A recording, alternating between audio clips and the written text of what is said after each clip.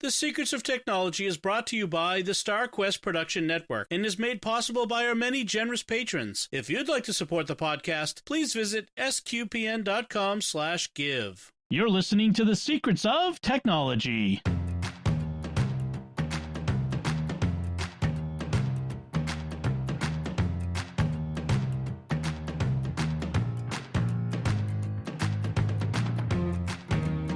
Hi, I'm Dom Bettinelli, and you're listening to The Secrets of Technology, where we discuss the technology news that's important to you from a uniquely Catholic point of view. And joining me today on the panel are Pat Scott. Hi, Pat. Hello there. And Jack Barzini. Hi, Jack. Hey, Dom. It is St. Patrick's Day as we record this, and I hope you were both full of corned beef and mashed potatoes and cabbage. I know I am. But I don't tend to do the tricks with a holiday, but Okay. I do enjoy being wished a happy Saints Day. That I like. That is Totally good. That's good. Yes. I will refrain from doing this entire episode with an Irish accent. So Thank you. Having heard it. Oh, ouch. Whoa, that one stung a bit. All right, let's move on to talk about some feedback. We got some great feedback from a listener on our recent episode 103, where we talked about the Oculus Quest virtual reality headsets, our hints, our tips, our picks. And Carla Kavanaugh wrote on Facebook, she said, I got my Oculus Quest 2 about 2 weeks before this episode. I'm loving it, and I love the podcast. Can you revisit this again in 6 to 12 months to talk about your latest favorite apps and experiences? And I will pause here to say, of course, that's a great idea. I think we should. I think 3 months from now would be better. Okay. All right. I know, Pat, you're very enthusiastic about it. So it probably, Father, I want to see if we get other folks in the podcast group here if they're going to be joining in with that. But because that goes to the next thing, which is she suggests we should do an SQPN event in VR. And I love the idea of a virtual meetup in some place in the Oculus Quest somewhere. We'd have to find the right kind of private room for that. That would be the key. But and the other thing is there are some of the chat things that are cross-platform so that you can run them in 2D on a PC, or you can run them inside a virtual platform. Oh. So that would be a nice way to have meetings that are cross-platform. Nice. Got an idea. Nice. Yeah. You guys need to start doing Secrets of Star Trek in Star Trek Bridge Crew. Oh, If I could get and Secrets of Darth Vader with the Vader Immortal. Yeah, Secrets of Star Wars in Vader Immortal. Yeah. Or on Galaxy's Edge. Yeah, that would be good. If I could get Jimmy in a VR headset, I think I would. That would be a lot of fun. I'll contribute to one. I might be able to get listeners to chip in for Jimmy to get one. I'm not sure he'd put one on though, but that's actually a fun idea. I do want to play Star Trek Bridge Commander. I know Father's got it. Father Andrew has one. Yes, Yeah. he does. I mean, that particular game. Oh, he does. Yeah. Oh, maybe I can get him to play. He's a busy guy, but we'll see if we can get some time together. All right. But Carla has some questions. She says, does anyone have good advice on casting from the Oculus Quest 2? She says, for me, it's choppy and laggy. And there's just another question, but let's talk about that one first. My thought is for casting, and what she means by casting is you could take what you're seeing in the headset and broadcast it to a phone, a tablet, a Chromecast, or other device, so that other people, or Facebook even, so that other people can see it, what you're seeing. Now, as far as it being choppy and laggy, there's a couple of things that came off the top of my head. It might be your Wi-Fi network, that it might be your network might be slow.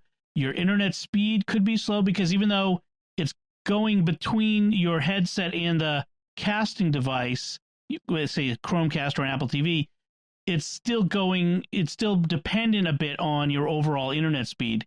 How far are you on your Quest from the casting device and the router? So how far away things are from each other. All that said, I've found it to be a little laggy sometimes, so that's a possibility as well. So what do y'all think? Do you have any thoughts on that? One of the things is, of course, rebooting a router before you start into something like that, just because they tend to get cache gets messed up. And so doing that would help. I also have heard that lighting can have some effect on some of the lagginess, because if it's in a darker environment than it's expecting, you might want to turn on some lights and open up the windows, not so that you have direct sun, but that you have a little bit more light. And some people have said that's helped them with the overall choppiness of what it looks like. So the light in the environment can make it choppy. Because it's using the light to sense where your hands are, where things are going on, and if it's not getting a good light input, then that's one problem. Oh, interesting. The other thing is I keep a browser open. Not open. I just go into the browser periodically, and you can keep like fast.com or speedtest.com or org or whatever. Mm-hmm. And I just keep that tab open so that when I get started playing, I just tap on it to refresh it and find out what my speed is right then. So that gives me an expectation of, hey, I think I need to go reboot the router, or maybe I should be closer to one of the nodes in my Google Nest environment. That's a good idea. That's also a good idea. Yeah. So Carla's other question is, I'm looking for suggestions on how to use the Oculus Quest with seniors with dementia. So far, I've used Wander to show family some old places. Wander is like Google Street View and Google Earth combined. Now, the first thing I would say is, when you're working with people with dementia and in like a virtual reality, I check with their doctor first just to make sure it's okay. I mean, they're already having some experience with people with the relative with dementia, the virtual environment and having issues with what's real and what isn't can cause more confusion. So that's my first thought is check with the doctor first, make sure it's a good idea. I'm assuming, Carla, you did, and that it is. But do you have any other thoughts about other things they can use to help people, older folks? Well, I've seen this very topic discussed on one of the Supernatural in Quest forums. And basically, a lot of people said it would be a nice idea, but why don't you look at doing things like YouTube on a big screen TV that they don't have to be involved in? You could do all the same things as far as going Street View and all those types of things. Because, number one, they can get very confused and try to tear off the headset. Right. They might try to stand up and walk, and they may not be ready for these things. And there were a lot of people cautioning the person that was asking for same thing. They worked with a nursing home, and they wanted to do this. And people said it's a good idea theoretically, but you've got to look at the practical side. They could hurt themselves. Yeah. Some people get headaches from VR. They might get dizzy from VR. They get motion sickness. So you've got to have the right person involved, and maybe what you need is something that's outside of them that can keep them grounded like a TV. Something a little less immersive, perhaps. Right. Yeah, that's true.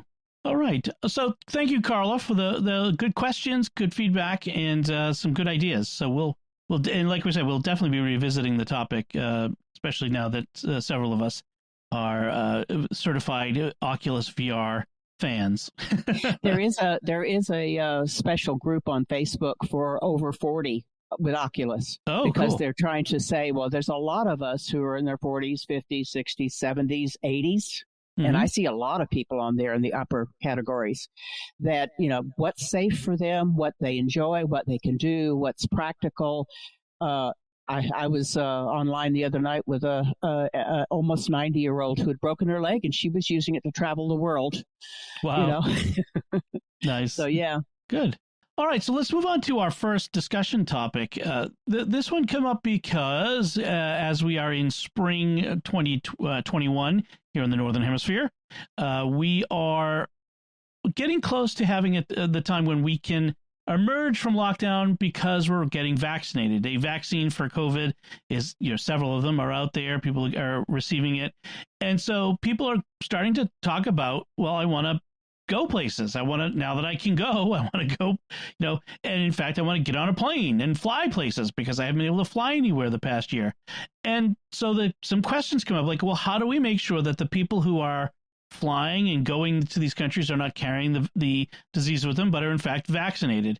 And some countries have already announced that they're going to require proof of vaccination. And so what does that consist of? Is it going to be a piece of paper?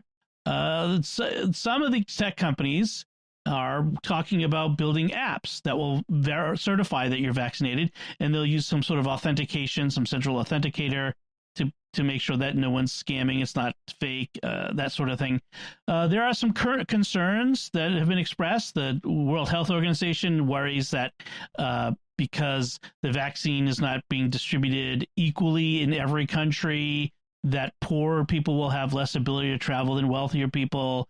If it requires technology, will that be fair to people who don't have access to technology, that sort of thing.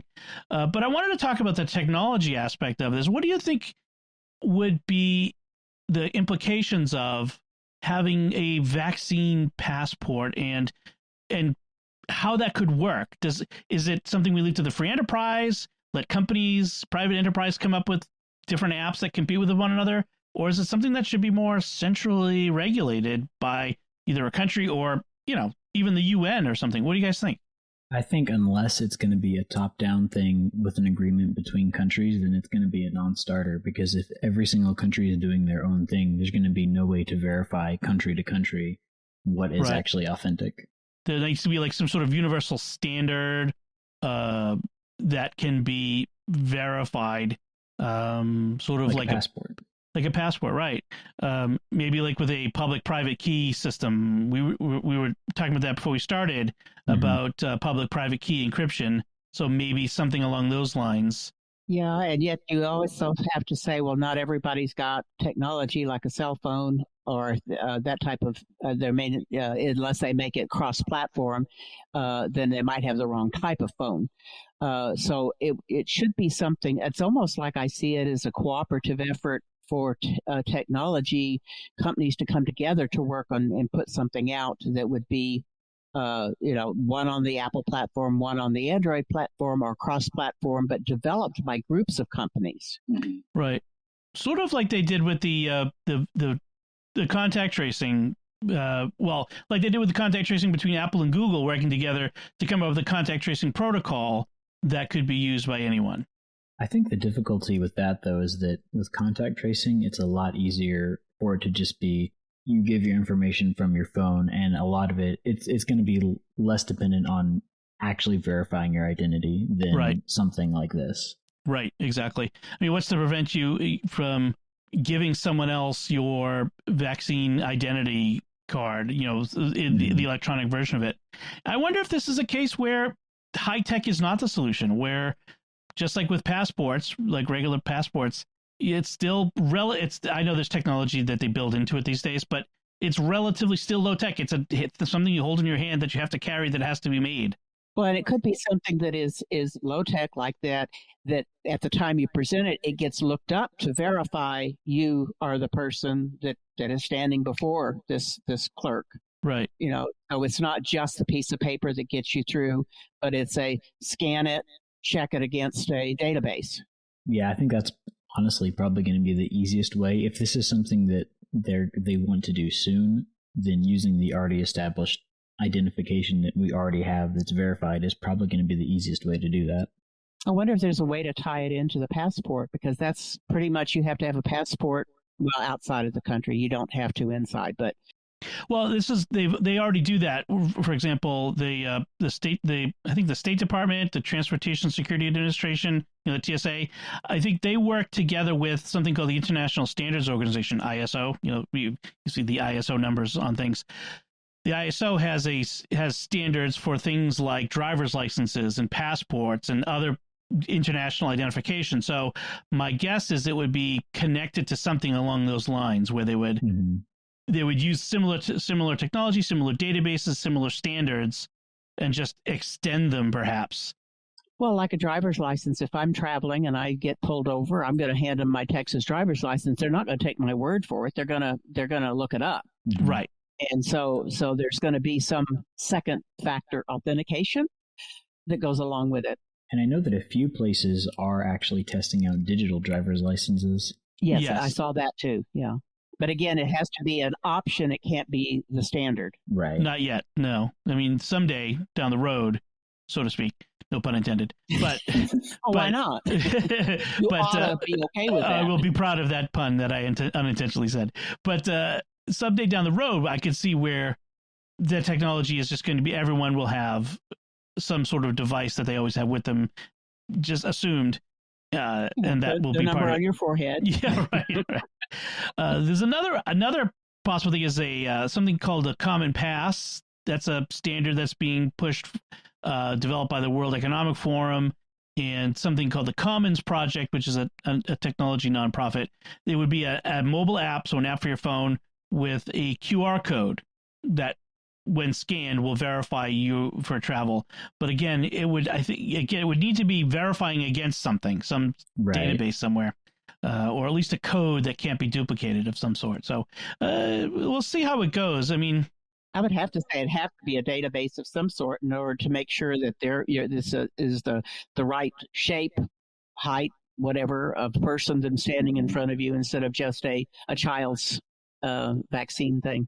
That's the thing that worries me with a lot of this. Like with the Common Pass, like reading through that article, there's a bunch of different standards, and this is what you always run into with these projects where everyone wants to come up with a standard, and if everyone has a standard, then there's no standard. Exactly. Multiple standards is no standard at all. Right. They eventually have to weed out all but one, and everyone works with that one. There's just, I don't see it working any other way. I don't see, you have to, if you're going to travel to 5 different countries, you need 5 different vaccine, passports that you've had to have all gotten approved and set up and all that sort of stuff. I just can't imagine that being workable at all. So yeah, I agree. It's either going to be they'll come up with the solution, or they won't do anything, to be honest. I'm leaning towards the latter, honestly. Yeah, they'll throw up their hands and say it's a problem we cannot solve given the current geopolitical situation and disagreements over how to do it. That's often how things go these days. So, all right, interesting. Let's take a moment first before we move on to thank our patrons who make it possible for us to create the secrets of technology, including Cindy M., Daniel C., Sally H., Jessica W., and Scott S. Their generous donations at sqpn.com/give make it possible for us to continue the secrets of technology and all the shows at StarQuest. Now's a great time to become a StarQuest patron, thanks to a generous gift from a supporter when you start a new Patreon monthly pledge at sqpn.com/give. The first 3 months of your new pledge will be matched by an equal amount from our donor to support all our shows, including this one, making your gift go even further. So the first 3 months of your gift will be doubled. So we're more than halfway to our goal of $2,000 in new monthly pledges. In fact, we're more than 2/3 of the way to our goal. And that's an important number because we have a number of projects that we're trying to take care of, a number of things we're trying to improve about the network, including some new shows that we're working on. But we need to increase the amount of resources that we have available to us in order to do that. So won't you help us close that gap? If you've been thinking of becoming a StarQuest patron, now's the time. Visit sqpn.com/give today. So, next headline is Apple has discontinued the Homepod. Not all the HomePods. The Mini is still available. Thank you. I got my little Mini right next to me here on my desk, which I'm very happy with. But the big one, the original HomePod, and it's among other several products that they've discontinued recently, including the iMac Pro and some other things. Ahead of what's expected to be an event, even as soon as next week. I mean, by the time this episode comes out, you may have already heard the announcement that there will be an event from Apple where a bunch of stuff is expected to be introduced. But the original HomePod being discontinued in favor of the Mini. What do y'all think of that move? What do you think's behind that? I think it makes sense based on, as soon as they released the Mini, I didn't see any reason to even look at the bigger one, because I guess the audio is supposed to be a little bit better on the bigger It's got more version. Bass. Yeah, definitely Right, more bass. but Yep. honestly, if I'm sticking in my kitchen to listen to podcasts or just play music while I'm cooking, I'm not going to spend an extra $100 because the bass might be better. Yeah. I heard an excellent explanation, which is you basically have 2 different markets for speakers like this. You have the people who listen to news and podcasts and music while they're cooking, and then you have audiophiles who sit down in their special chair with their special speakers tuned directly to that special spot. You know what I mean? Mhm. Listening to $2,000 speakers. And the HomePod was kind of in the middle. And I think, I think I'm exactly the case for why they got rid of it. I looked at it and said, wow, that would be awesome. I'm not spending $300 on a speaker from Right. Apple. But at $99, that's a lot more doable. And so I picked one up. And yeah, it's great. It does 90% of what the other one does at less than half the cost, at a third of the cost. That was my attitude. Now, but it's interesting that Apple gets rid of a premium product to keep a good enough product. That doesn't seem to be the Apple way. What do y'all think? Well, the iMac Pro says it is the way. Well, I wonder.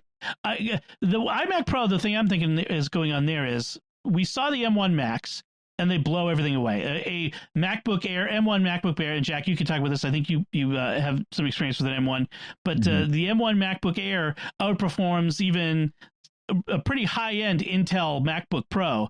I'm thinking if there are M1 or M something Silicon Mac iMacs coming, say, in the next week or so, that there's no place for an iMac Pro anymore. Is my thought. Jack, what do you think of that? I think that's exactly what they're thinking, because I was actually reading an article the other day about the benchmark tests between the M1 MacBook Air, which is like $1,000 to $1,500, and the iMac Pro, and the MacBook Air outperformed the iMac in almost every single category. So I think that wow, either they're going to come out, they're going to refresh the iMacs with the M1s, they're going to refresh the high end, the 16-inch MacBook Pros, and there's really no reason to have that iMac Pro. Like, I would like to see even the numbers on how many they sold, because I feel like if you're at that level of buying a premium Mac, you're probably going to be going with the Mac Pro rather than the iMac Pro to begin with. Right.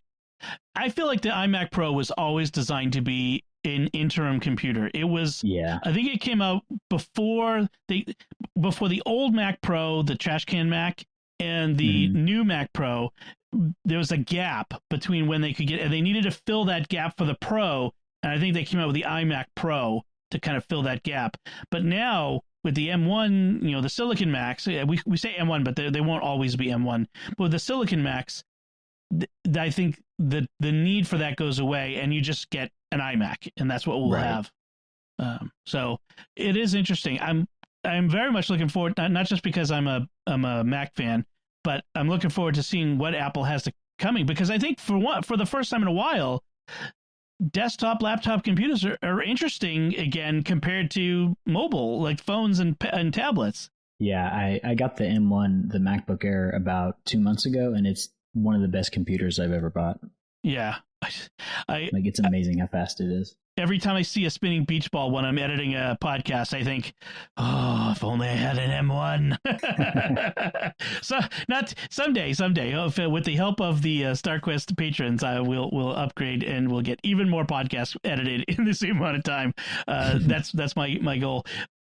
In fact, Adobe just came out with an upgrade to their software suite, their creative suite, that takes advantage. The first one that takes advantage of the M1s, and the first reports are, it just screams through stuff. I just can't imagine what it's like editing in Premiere, like editing video and that sort of thing. So, kind of interesting. But HomePod Mini is out there. The thing I've heard about the HomePod Mini is that it's sold megatons. That it's been in short supply all this past year, ever since it was introduced, because people have loved it, and it continues to sell like hotcakes. So.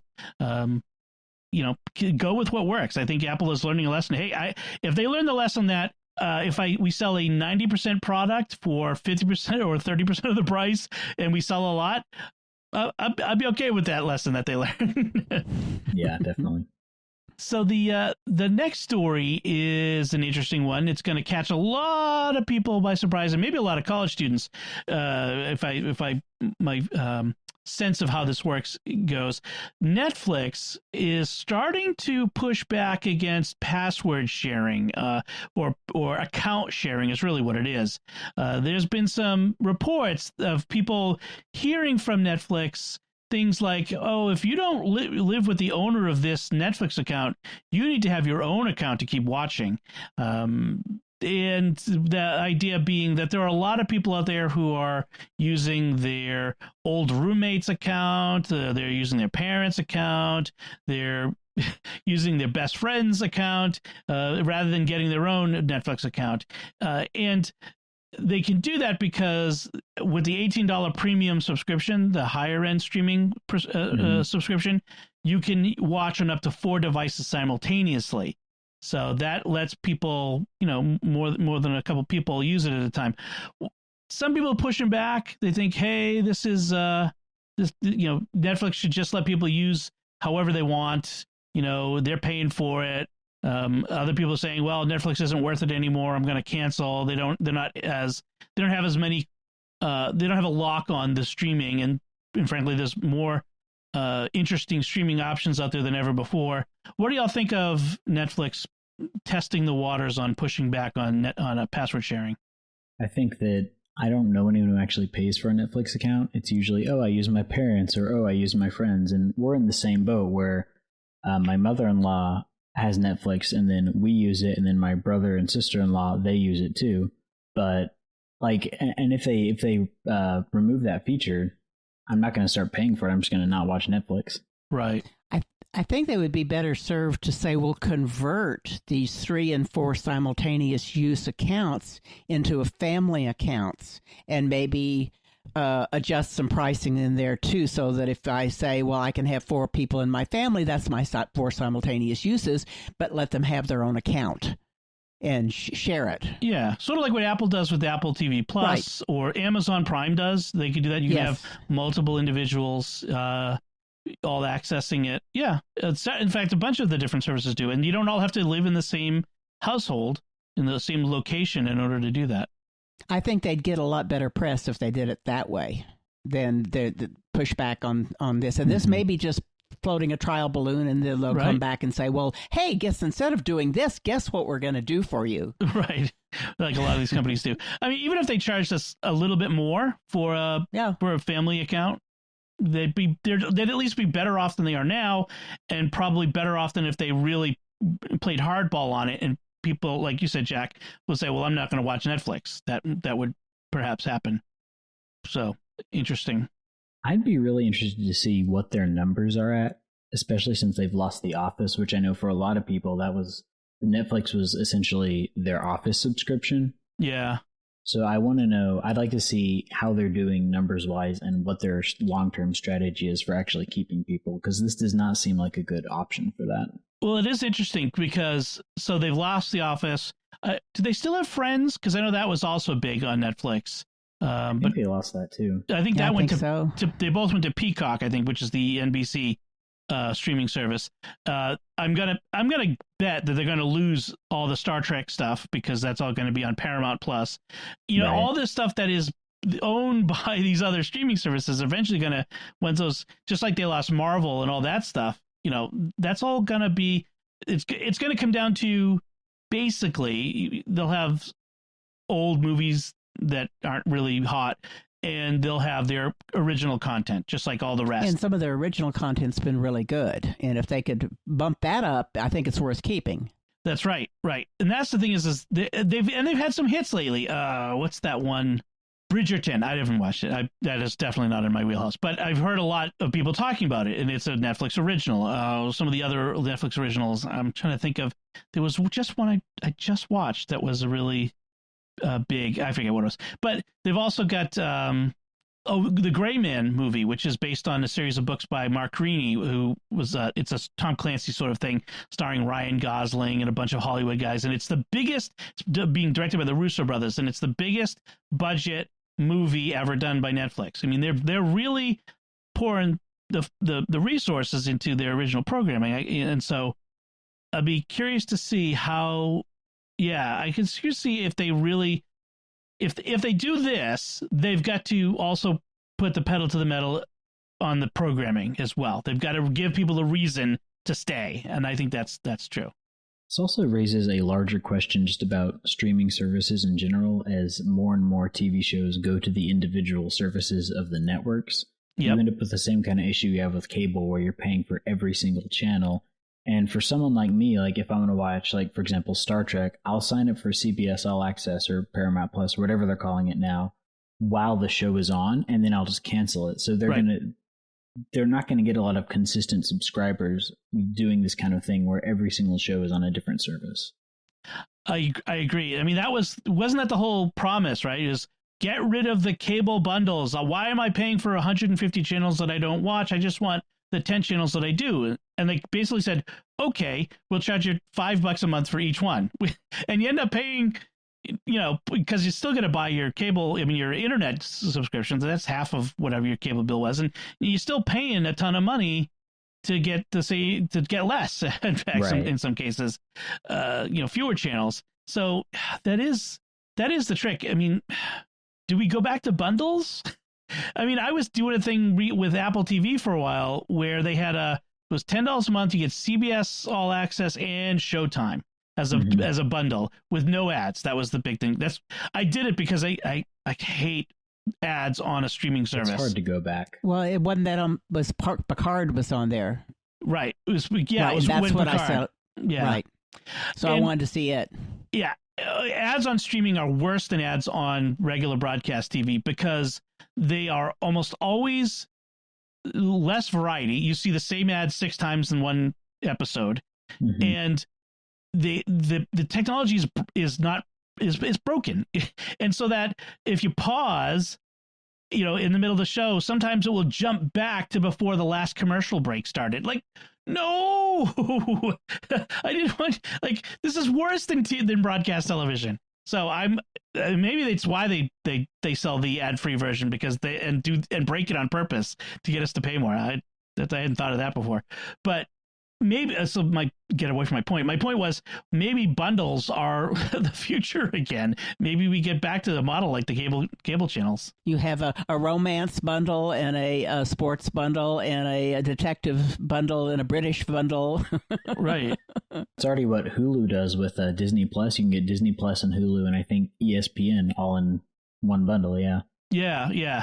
I'll be curious. And those are all under the same Disney umbrella. I'll be curious to see if there would be, if you could get Paramount Plus and Peacock and, something else. If you'll start to see cross-corporate bundling, that'll be the interesting question. I have a hard time believing that'll happen. Once Disney buys everyone, it won't be an issue. That's right. We'll just, have Disney take a direct deposit out of our bank accounts every month. We'll all work for the mouse anyway. All right. So I think that's enough of that one. Let's move on to talk about this other story. Now, this is a bit of a technical one, but I think it's an important one not necessarily because of the exact situation, because most of us won't be in it, but because it reveals something about the state of technology today and what we need to know about technology. And here's the scenario.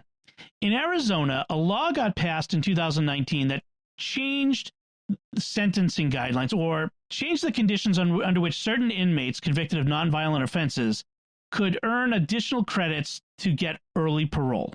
Okay, so the details of that are not all that important to the main premise here, but the law changed on that would allow certain inmates to get out of prison early. But some whistleblowers have come forward and said that the software that the State Department of Corrections uses to administer sentences and prisoners in the prisons and when they can get out, they didn't update it to reflect the new law, or they couldn't because of bugs or something along those lines, that a lot of guys are still in prison, men and women are still in prison when they should have earned their way out on parole by now. And that is a serious question of justice, of equity, and other questions. And they're basically the contractor to the state who makes the software has just been unable to create the programming to get it done. And some of this is, if you dig into the story, we might find out that it's not. That's part of it. Is the problem is the law was passed, but no one told the contractor, the programmers, that this law was coming. and it takes time to program changes, to make something work without bugs, to put changes into the system. So there's a bit of the technology is a problem, but there's also a bit of politicians in general. I'm not going to get in any particular political party because this is a nonpartisan problem. Politicians not understanding how technology works and treating technology like it's magic. If we pass a law, technology can do whatever, wave your hand at it. What do you guys think of this story? As someone who has experience working in government contracting and technology, I wish I could say this surprised me, but it really doesn't. Yeah, that sounds about what I've heard from others who have worked in the same. Yeah. And it's just an issue of the way the contracting system works. And mine is primarily defense contracting, but I'm sure it's a similar kind of thing where everything moves so slowly and it's technology is used, but it's almost it's kind of slapped on top of this method that people have been using for 60 plus years of how things are processed. And it just doesn't really filter down correctly. Yep. Pat, you've worked in government IT. Yeah, we've had the same situation where, all of a sudden our Congress or whatever, the legislature, our legislature will pass something and we'll say, that's effective when? There's no way. There's no way. And so, you do your best. But at one point, we actually went in and wrote a subroutine that would go into all the programs just to change our agency's name because they had changed it so many times that we had a problem that everything was printed wrong because they keep changing the name. And so, it just really becomes a real serious problem. Now, I don't know whether in this case where it's affecting the prisoners, whether they could say, well, okay, manually we can adjust this problem. In other words, we know you've been in here X, you should be eligible then, we'll make a fix. Not in the programming, but in the real life. And that's the only way I can see they can get out of this at this point. That's what they were saying. Oh, sorry. I'm just going to say the program is probably so messed up. There's no way that they can just go in and fix it. They'd have to probably rewrite it. Mm-hmm. Right. That's what they were saying in the article, that they were doing it manually. But I think the issue is there's just so many people that people are going to fall through the cracks and they're not going to be able to physically keep up with everything. Yeah. Right. The technology is, and that's the thing I want to get across. Technology is not a panacea. It's not magic. It doesn't, especially, but for people who work in technology, they know that, like you all do. You can't just wave your hand and say, oh, well, the programmers will fix it.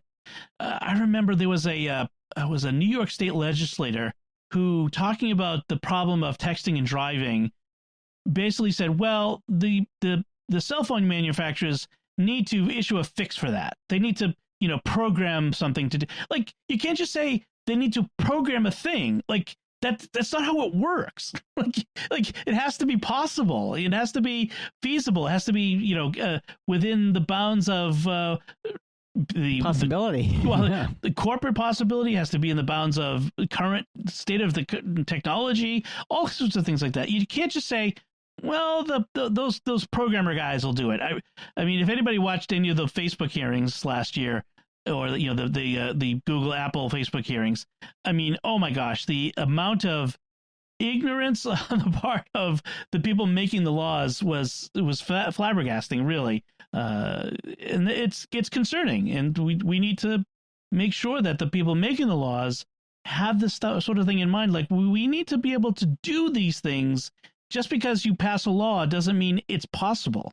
That's concerning, and I feel bad for nonviolent offenders who are doing the thing they're supposed to do. They're following the rules and they're earning their time out for parole and not getting it. It's not fair. It's not just. All right, our last headline. Let's quickly jump into that. This one is a bit of a tough one for me because I'm trying to get my head around it, but it's interesting. I really think it's interesting because it shows where things may be going in a few years. So Microsoft announced at a conference that they did a few weeks ago, beginning of March, that they're going to launch the first public preview. So that means it's like a beta of a new decentralized. That's what I'm trying to say. Decentralized ID technology. And this kind of goes back to what we were talking about with the vaccine passports. and it's a how do they say, a secure and decentralized identifier where you could be verified through something in your phone, through an app, that it's really you. And this, like I said, this goes back to the vaccine thing. So this article from Wired talks about it. It says, instead of just storing for example, a government agency, instead of just storing a scan of your birth certificate, a decentralized ID platform might store a validated token that confirms the information in it. Then when you get carded at a bar or need proof of citizenship, you could share those pre-verified credentials instead of the actual document or data. Why is that important? Because if you have the actual birth certificate out there, someone could steal it, could take it, could copy it, could, and do identity theft. So the idea is that this would be a way to prevent identity theft and prevent people from pretending to be someone they're not. So how does it work? That's the thing. That's the thing I have a hard time getting my head around, because they throw out the terms like blockchain and decentralized and that sort of thing. So do either of you have any idea of how this could possibly work? I think essentially what it does is similar to like an RSA key. Like when you're verifying a file, you have a private key which you generate, and then you can give out your public key to anyone else. So like if you have this is how HTTPS works. You have your private key on your server, and then you give the public key out to anyone who needs to validate against your server to make sure it's actually authentic. And that way, anyone who has the public key can verify against your private key, and it will say, okay, it's good. But they don't actually have the information associated with that. They just have the green check mark. And so because it's decentralized, there would be servers all over the world with the information on it to check against. And so in order to fake it, you'd have to crack every server that has it. Is that right? Right. I think that's how it works. It wasn't really clear the way Microsoft was saying it. My understanding is if this was to be used for your birth certificate or whatever, at some point you would have the birth certificate scanned and verified by an authority who can give out that token, and they'll give you the token, and then that will go into the cloud with all the servers. And then whenever someone has to verify that, yes, this is that person's birth certificate, they would use the public key to verify that. Oh, okay.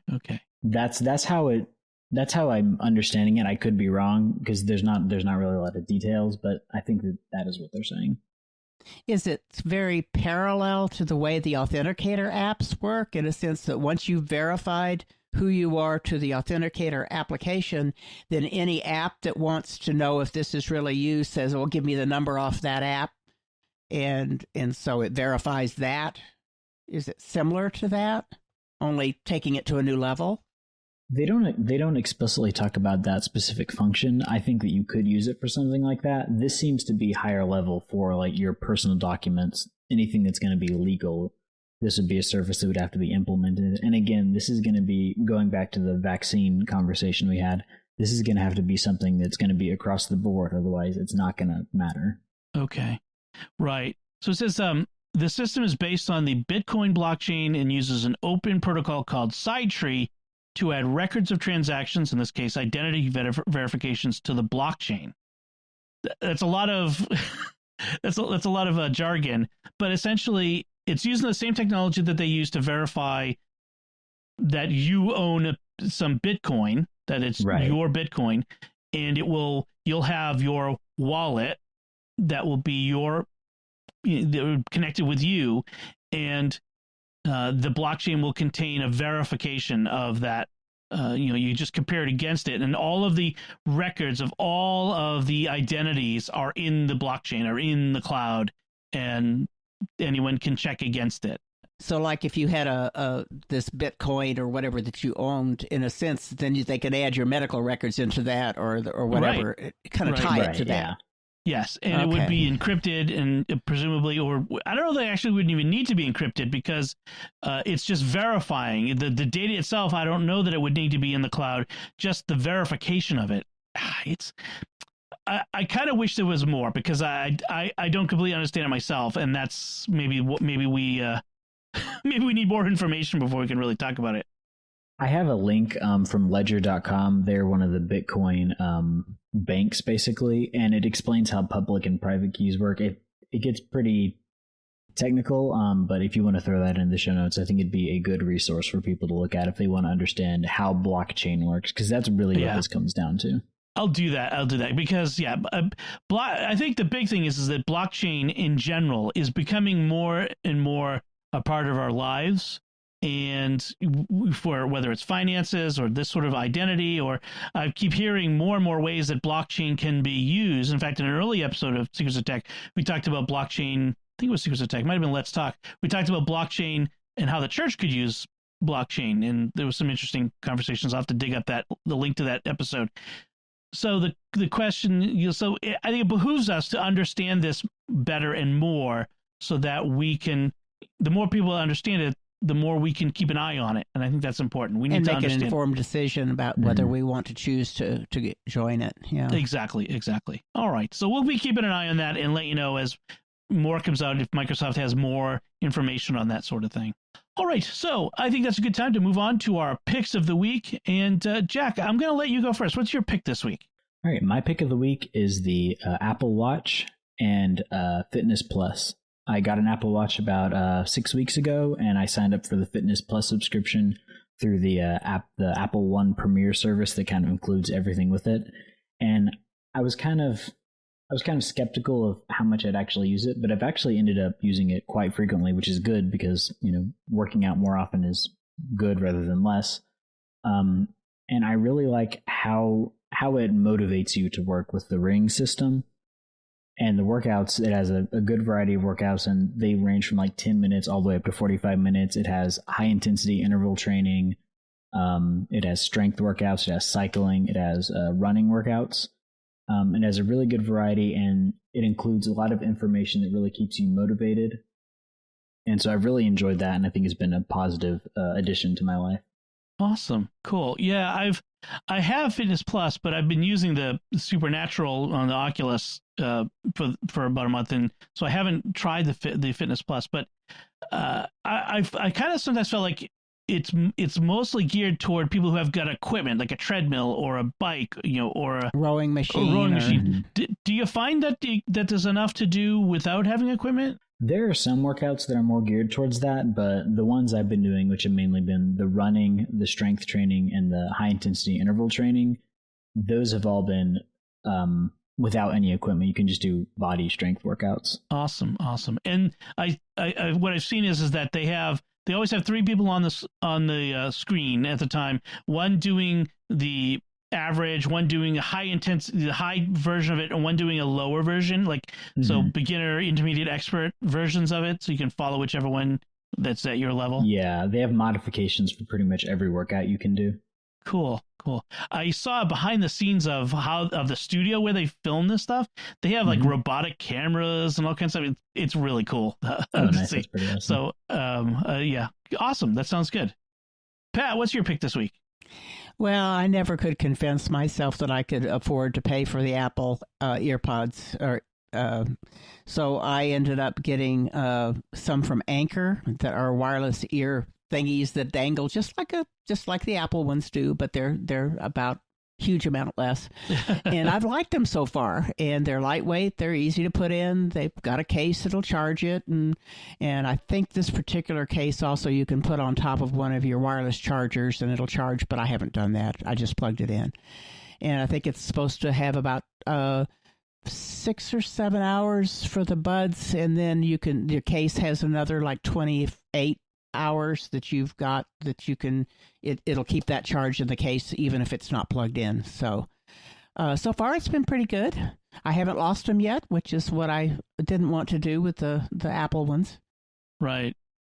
Yeah, I found with the AirPods that the promise of flip open the case and it connects to the phone right next to it has not been quite as seamless as they say. But also the quality of the hearing things is fine, but people can't hear me on them when I'm on a phone call and I'm trying to use them.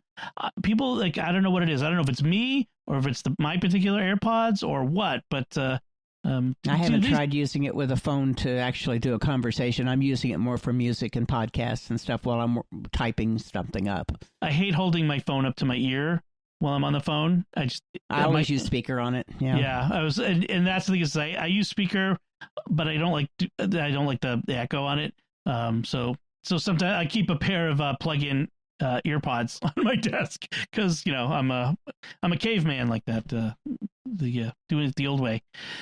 All right, so thank you. That was a good pick. My pick is an app from a company called Flexibits, and it's Father Corey was giving me a hard time about all of my little apps in my menu bar on my Mac. He's like, have we finally heard about all your apps? And I said, not even close. And so now I've taken that as a challenge. So a lot of my picks coming up in the future are going to be some of these apps. And so here's one of those apps. It's called Card Hop, and it's a contact app. And you say, well, doesn't your Mac and your iPhone come with a contacts app from Apple? Yeah, sure, sort of. It's not very good. It's a pain in the neck to use. Card Hop is awesome because you click on the menu bar icon, it pops up in a window, and there's a searchable box, and you just start typing. And you could type a name, you could type a company name, or if it's somebody that's in your contacts already, it'll pop up a little thing, and you can click on a message, you can click on an email, you can click on phone, you can click on FaceTime if they have a Mac or iPhone. If it's someone that's not in your contacts, you can start adding them to your contacts right then and there. And so it uses natural language processing. So you type the name, and you can type like work : phone, and then the phone number, and then home : phone number, all that sort of stuff. So it's really easy to use that way. There's a space where you could add notes on the people that you're in your contacts, all kinds of great stuff like that. It's another one of these apps from Flexibits. They also make Fantastical, which is a replacement for the calendar, and they have an iOS version and a Mac version. And it's one of these apps from them that really, it takes the basic function that Apple gives you and really takes it to the next level. And so it's really great, and it's not that expensive. Let's see, I think it comes with the SetApp subscription, I'm pretty sure, but it's also fairly inexpensive. It's $20 for the Mac version and much less for the iOS version if you just want to get the iOS version. But if you're someone who uses your contacts for work especially, this might be something to check out. All right, I think that should do it for us. So if you got any feedback, if you have any questions for us, like Carla did at the beginning, let us know. You can go to the show notes at sqpn.com/technology, or the SQPN Facebook page, facebook.com/StarQuestMedia, or send an email to technology@sqpn.com. And like I said, you'll find links from our discussion and those picks of the week on our show notes at sqpn.com. Make sure you follow the Secrets of Tech in Apple Podcasts, Google Podcasts, Stitcher, TuneIn, your favorite podcast app, or at the SQPN YouTube channel, where you should make sure to hit the bell to get notifications. Until next time, Jack Barazini, thank you for joining me and sharing the Secrets of Technology. Thanks, Dom. Pat Scott, thank you as well. Good to be here. Thank you. And once again, I'm Dom Bettinelli. Thank you for listening to the Secrets of Technology on StarQuest.